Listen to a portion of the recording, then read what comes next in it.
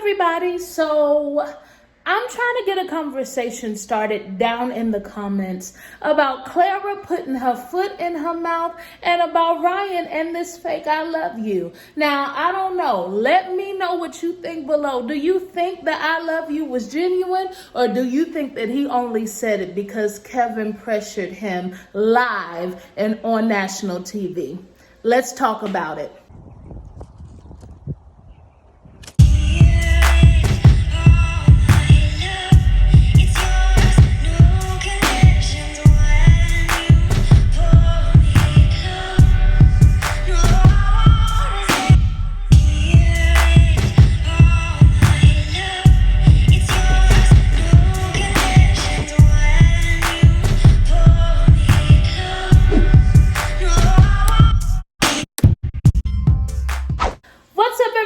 It's your girl Fruitful here, and this is a channel about marriage motivation, marriage inspiration, and I also review TV shows about you guessed it, marriage. And right now we are reviewing Married at First Sight Season 12, The Reunion, Part 1. And so let's talk about Ryan and Clara, because they came on. You know, one thing that I will give them is that they had a united front. They wasn't playing no games about that, honey. They weren't at odds. Honey, you wasn't about to see them sweat. Honey, they rehearsed it to the T, which is just like Ryan, right? Because Ryan, what was his name? Mr. Cool, Calm, and Calculated. And indeed, we saw this during the reunion part 1. What is even more interesting to me is that Clara is also Mrs. Cool, Calm, and Collected now. When we first saw Clara, she was this burst of energy. She was full of zeal. You know, she was kind of kooky and eclectic. But maybe it's me, but I'm not really seeing much of that in Clara now that she's hooked up with Ryan. Do you feel that perhaps she is changing her personality so Ryan can be pleased with her? It seems like Claire is really out here to hear the I love you. She's really out here, you know, to go ahead and consummate that marriage. And I don't think that she should have to change her personality to do it. He said yes on decision day. I don't understand how you said yes on decision day. Now y'all are for real in this thing. No cameras following you guys for the majority of the day. But you still ain't told her you love her. You still ain't told her you. Now, you know, I could understand, because I can hear you guys saying, well, Brittany, it's only been 6 months. You know, I ain't never loved nobody in 6 months. It takes time to love somebody. I get that. So my next question would be, why are y'all planning a vow renewal then? And yes, he said, I love my wife. Yes, I love her. I love my wife. You know, I guess, and this is just me nitpicking here. You know, this is what I'm here for, right? I mean, this is what I'm here for. I'm here to nitpick so you can comment and tell me to stop nitpicking. That's what I'm here for. So go ahead and start commenting below. But I would have loved for him to had said it before the reunion. And if he was being truthful at the reunion when he told Kevin and Clara that he loved her, I would have loved for him to turn to Clara and said, Clara, I love you. I enjoy being married to you. You know, I'm grateful for X, Y, and Z. I love you because of 1, 2, and 3. That's what I would have liked to have seen. Instead of, yeah, I love her. Yeah, I love you. I love my wife.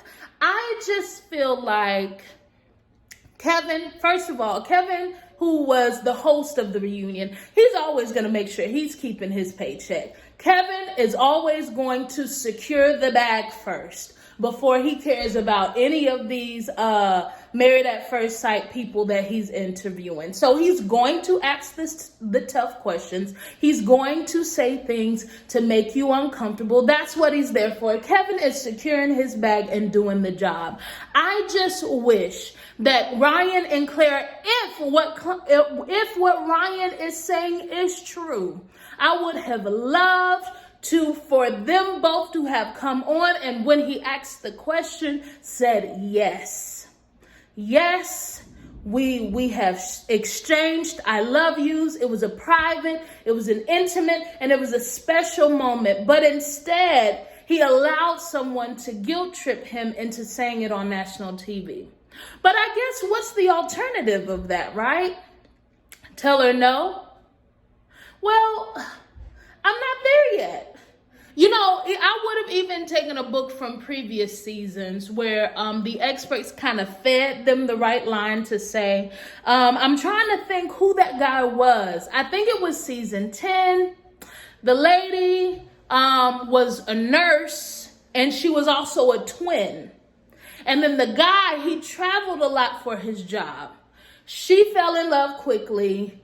He was really holding off on saying the word, right? And so I believe it was Pastor Cal who kind of said, well, it's okay to say that I'm growing in love with you. I would have even liked to hear Ryan say that if it wasn't the truth. Well, Ryan, I am growing in love with you, Clara. I am growing in love with my wife. You know what I'm saying? I don't know. It just didn't seem genuine to me. It seemed forced. It seemed pressured. And I hate that she had to receive her first I love you like that. And maybe I'm just wrong. Maybe, they just saw each other over this season and they were like, okay, here's a chance for us to kind of redeem ourselves and not to look crazy during this reunion, right? But I just would have liked to have seen, sorry, everybody's cleaning upstairs. Honey, when the family start cleaning, you don't stop them. You heard me? You heard me. So also, one thing that I wanted to point out that I didn't point out in the total review. If you didn't see my total review, go check it because I talk about the other couples as well. But here's my other thing. They were talking about children because they have different stances in their faith, right? They have different stances in faith. And they're like, well, if we have children or when we have children. But my thing about it is that faith between husband and wife is important with or without children. With or without children, because depending on your faith, depending on your moral beliefs and what your integrity is built upon, really says how you will handle certain situations in your marriage. It lets me know how you're going to operate, how you're going to move. A person who is completely godless, I don't know what their moral foundation is built upon, right? I don't know where their integrity stems and is grounded from. And if my moral foundation is built on something else, like for instance, I am a Christian, represent, not ashamed, then how do we handle certain things? Because I know that if you say I am a Christian, then that means to me that you believe and one husband to one wife, as Christ said in the New Testament. We know they had polygamy in the Old Testament, but when Jesus stepped on the scene, he said one man to one woman. So that lets me know no adultery. It lets me know monogamy. But somebody else who's just going on what they feel, then what happens there? So, I guess basically they're saying we'll cross that bridge when we get there. That's not something you need to wait on because, honey, once she's pregnant, you really don't want to spend that 9 months working that stuff out. That's going to make for a stressful, intense pregnancy. And you don't want to spend that time where you should be pouring in all of the love that you have in your soul and the development and the growing and the birthing of that child. bickering back and forth because we don't believe in the same thing, right? And, Ryan has made it clear he wants his children to grow up in church. Clara has made it clear, I don't want that. I don't want that. I don't believe that they should do that. I feel like my children should be free to experiment and try out all different kinds of faiths until they find out what they want. And guess what? Although I don't agree with what Clara is saying, Clara is grown and Clara has that right because she has free will, right? So Ryan can't force her because then it won't be genuine, right? And I'm wondering, when it comes to that, they're going to need some counseling to work that out. And that also makes me wonder, is that why Ryan isn't 100% in yet? This is just my assumption, you guys. Let me know what you're thinking about it. But I don't understand planning a vow renewal, but you have not yet uttered the words, I love you. And Clara said, I see it in your actions. I see it in the things that he does for me. But we know that Clara is a woman whose love language is words of affirmation, right? We know that Clara is someone who needs to hear it. Words of affirmation, physical touch are her top 2 love languages. Obviously, right? And then your husband to love you as he says that he does. And you have identified that these are your 2 highest love languages. Then, in my opinion, you love her, then give her what she desires. It's not taking anything from you. It doesn't cost you much. Actually, it's pretty free. You know what I'm saying? It's not like her love language is receiving gifts and, you don't have the budget for it. But you want to be touched on. She wants some intimacy. She wants some intercourse. And she wants to hear that she is loved and adored and special to you. So, that's just my thoughts on the reunion. As we saw with a lot of the couples, it was a bunch of backstroke going on, honey. I was like, are we interviewing? Is this a reunion for Married at First Sight season 12? Or are we interviewing the Olympic swim team? Because, honey, they came with the backstroke. With the backstroke.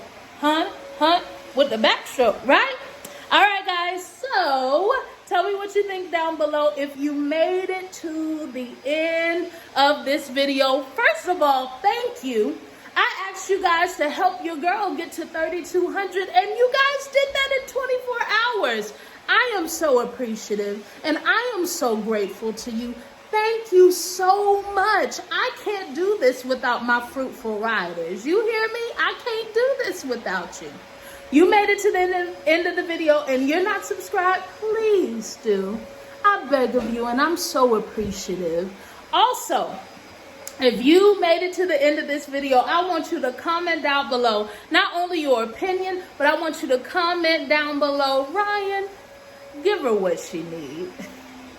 If he's doing the vow renewal, if he said I love you to Kevin, then he signed the check with his mouth, okay? So now, Ryan, give her what she needs. All right, guys, I love you. Until next time, be fruitful and multiply. Bye.